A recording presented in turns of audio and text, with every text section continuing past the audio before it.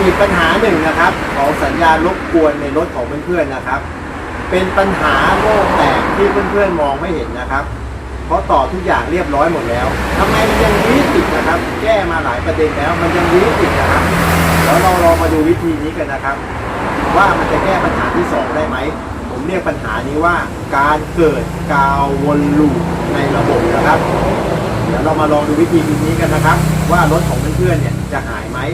ตามพ่อแก่ของผมมานะครับไปครับปัญหาที่2ก็คือกาวลูปคืออะไรนะครับกาวลูปนะครับเกิดจากศักของวงจรไฟฟ้านะครับเช่นตรงนี้นะครับแบตเตอรี่ของเรานะครับอยู่ที่หน้าหัวเก๋งหรือว่าฝากระโปรงหน้ารถเราแล้วกันเนอะโอเคนะครับกับอุปกรณ์ไฟฟ้านะครับที่เป็นแอมป์นะครับปรีวิทยุเนี่ยนะครับมันอยู่ห่างไกลกันนะครับผมโดยมีตัวนำไฟฟ้าก็คือสายไฟนั่นเองนะครับเป็นตัวนำจุดไฟฟ้านะครับสักไฟฟ้าตรงนี้ที่12โวลต์นะครับสมมุติว่า12โวลต์แล้วกันนะครับแบตเตอรี่สแตนดาร์ดทั่วไปเรากว่ามันจะวิ่งมานะครับมาถึงจุดอุปกรณ์ต่างๆในรถเราเนี่ยนะครับมันมีระยะทางของสายแล้วสายและแต่ปั๊บและบุ๋ยครับผม ผู้ติดอ่างครับลิ้นพัน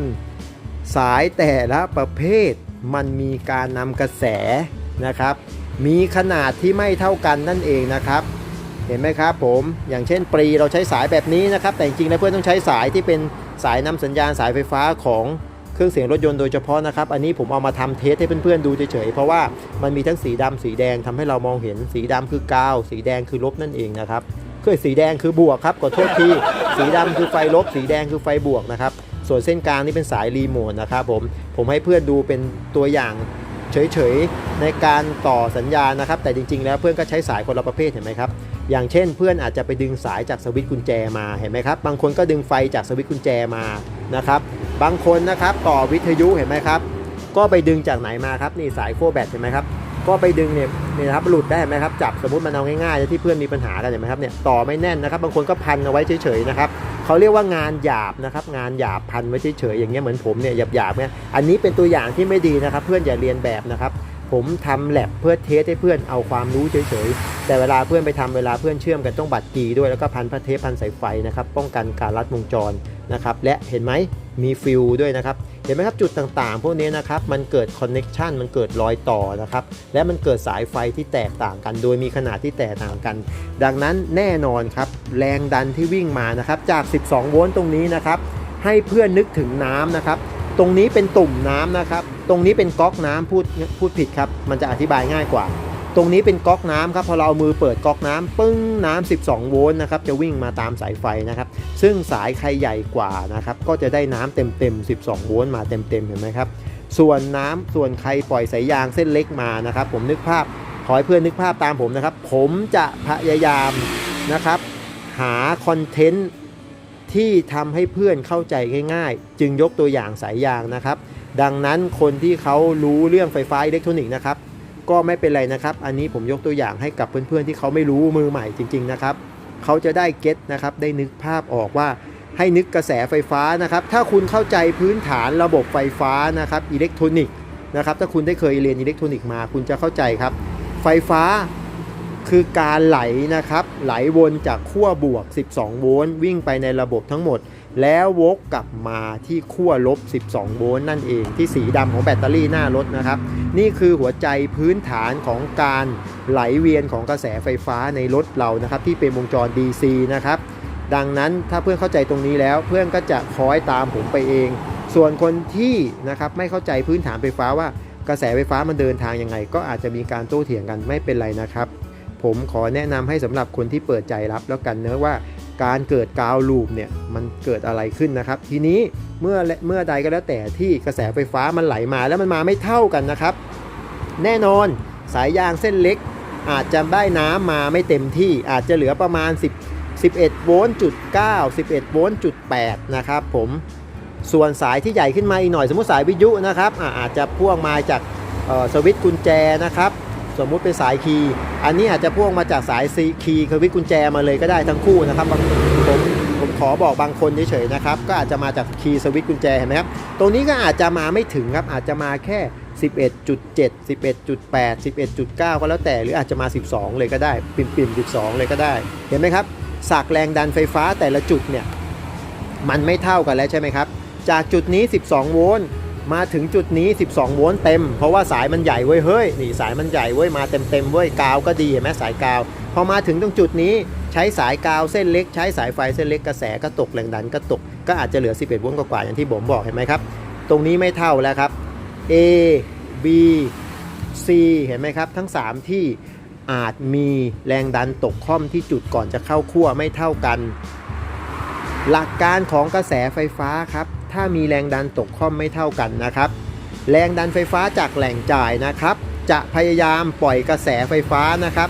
เคลื่อนที่ไปนะครับเหมือนยกตัวอย่างเหมือนแท้งน้ำที่อยู่ที่สูงนะครับให้เพื่อนนึกตัวอย่างระดับน้ำนะครับผมจะอธิบายเพื่อนแบบนี้เลยเพื่อนจะเห็นภาพชัดเจนว่ากาวลูปมันคืออะไรนะครับเพื่อนจะเก็ตทันทีเลยนะครับ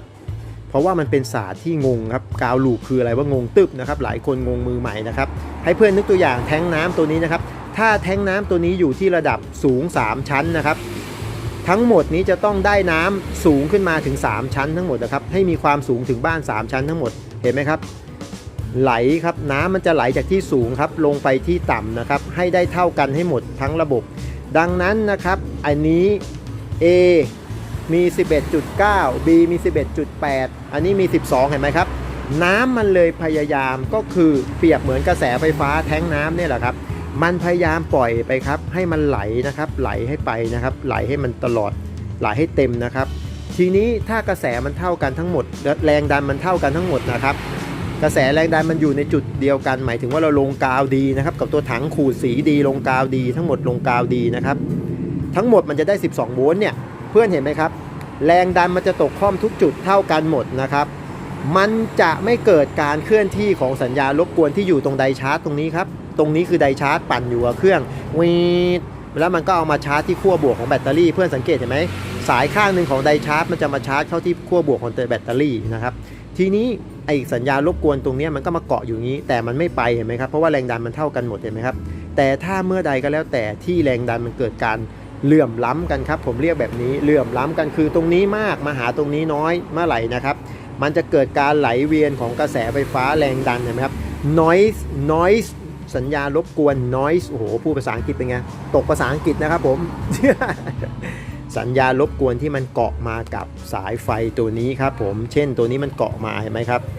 มันก็จะวิ่งไปด้วยแล้วครับผมวิ่งไปในระบบครับวิ่งไปในระบบด้วยแล้วก็ไปเข้าอะไรครับเข้าวิทยุนะครับหลังจากวิทยุไปไหนครับเข้าปีด้วยนะครับเห็นไหมครับทีนี้ปีนะครับได้รับน้อยมาด้วยนะครับปีไปไหนครับปีก็ดึงแรงดันไฟฟ้ามาสร้างสัญญาณใช่ไหมครับสร้างความถี่ให้เพื่อนนะครับมันก็ฝากมากับทางนี้ไงครับผมไปแล้วครับผมไปด้วยแล้วครับจากน้อยมันไปไหนต่อครับมันก็มาแล้วครับมาทางสายสัญญาณเห็นไหมครับทุกคนนะครับมีน้อยหมดตอนนี้ครับน้อยเกาะมาแล้วนะครับแรงดันตกค่อมไม่เท่ากันนะครับเกิดกาวลูปนะครับกาวไม่เท่ากันนะครับก็คือแรงดันไม่เท่ากันนั่นเองนะครับมันก็จะเคลื่อนที่แล้วครับผมมีการเคลื่อนที่แล้วนะครับของสัญญาณรบกวนตามมาด้วยนะครับซึ่งตรงนี้มันอธิบายยากแต่ผมจะพยายามให้เพื่อนเข้าใจเหมือนการที่เรามีแท้งน้ำแต่ละบ้านแต่ละตุ่มให้มันสูงเท่ากันนั่นเองนะครับมันก็จะไหลมาแล้วครับผมไปไหนต่อครับมันเข้ามานี่ที่ปีครับถ้าปีของเพื่อนดีไม่ได้ใช้เกรดต่ำมากนะครับผ้าจ่ายไฟมี RLC หม้อแปลงอย่างดีนะครับมันจะกรองความถี่รบกวนที่ผ้าจ่ายไฟตรงนี้ออกได้ลงสายกาวเส้นสีดำนี้ไปนะครับแต่ถ้าปรีเพื่อนเกรดต่ำนะครับผมขอโทษนิดนึงนะครับอาจจะไม่ได้ว่าใครนะครับผมหมายถึงว่าเกรดต่ำซึ่งแลกมาด้วยตามราคามันเนอะนะครับผมไม่ว่าอะไรถ้าเพื่อนใช้ในบ้านเปิดเล่นในบ้านอาจจะไม่มีปัญหานะครับเพราะว่าในบ้านมันไม่มีไดชาร์จนะครับอาจจะใช้สวิตชิ่งหรืออะไรก็แล้วแต่หรือแบตเตอรี่นะครับมาต่อเล่นมันเลยไม่ค่อยมีปัญหาเสียงวีดแต่ที่มันเกิดเสียงวีดมันเกิดจากไดชาร์จไดชาร์จเนี่ยมันเจนมาจากแบตเตอรี่วิ่งมามานะครับผมแล้วก็มาแพร่พันอยู่ในนี้ครับใส่เข้ามาในนี้ถ้าปีดีโอเคกองทิ้งเหมือนที่เพื่อนถามผมว่าเท่าแก่ครับผมเปลี่ยนปีแล้วมันหายครับสงสัยปีนี้ดีใช่ไหม ก็เป็นการแก้ที่ปลายเหตุครับเพราะว่าจริงๆแล้วต้นเหตุมันคือเกิดมาจากสัญญาณไดชาร์จมันไม่ดีอาจจะต้องไปซ่อมไดชาร์จหรืออะไรก็ว่ากันไปหรือการลงกาวไม่ดีก็ทำให้เกิดกาวลูปในวงจรได้เหมือนกันแต่ถ้าเพื่อนมีปีแล้วก็เป็นการแก้ได้เหมือนกันเป็นทางอ้อมถ้าปีที่ดีมันก็แก้ได้เป็นทางอ้อมเหมือนกันนะครับก็คือว่ามันก็จะช่วยกรองเสียงออกไปนะกรองความถี่สูงออกไปไม่ให้มันวิ่งผ่านเข้าไปในระบบก็ความถี่ที่มันแบบสัญญาณน้อยที่มันเกาะมากับภาค DC 12 โวลต์เนี่ยมันก็จะสลายไปนั่นเองลงกาวลงลูปกับพื้นรถเพื่อนไปนะครับก็จบไปในรอบของวงจรไฟฟ้ามันถ้ามันเหลือแล้วมันก็มาทางนี้ครับที่เพื่อนได้ของแถมมาเนี่ยแหละวีดมาเนี่ยครับมันก็มาเส้นนี้ไงครับเข้า MAB แล้วถามว่า MAB มันเป็นจำเลยไหมครับเป็นจำเลยครับมันไม่รู้เรื่องหรอกครับเพื่อนส่งอะไรเข้ามาให้มันเขาเรียกว่ากาวลูปส่งสัญญาณซิกแนลน้อยเข้ามาให้มันก็ขยายเสียงวีดเสียงวัดเสียงกระจกไฟฟ้าเสียงอะไรก็แล้วแต่ออกไปเสียงแหลมนั่นเองนะครับนี่ก็คือที่มาว่าทำไมนะครับกาวลูปนะครับการลงกาวที่ผมเน้นย้ำกับเพื่อนเสมอนะครับว่าสำคัญมากนะครับการลงกาวย้ำกาวนะครับเพราะบางคนเนี่ยเอาสายเนี่ยไปพันกันรวมไว้กับสวิตช์กุญแจก็มีนะครับทริคสำคัญเรื่องกาวลูปอันนี้นะครับให้เพื่อนเข้าใจนะผมจะทิ้งท้ายไว้ให้หลังจากนี้ผมจะให้คีย์สำคัญของเพื่อนๆนะครับฟังเลยนะครับผมการวางระบบสายนะครับจงอย่านำชุดเครื่องเสียงรถยนต์ของเพื่อนไปเกาะกับสายไฟของรถเดิมเป็นอันขาดเพราะว่า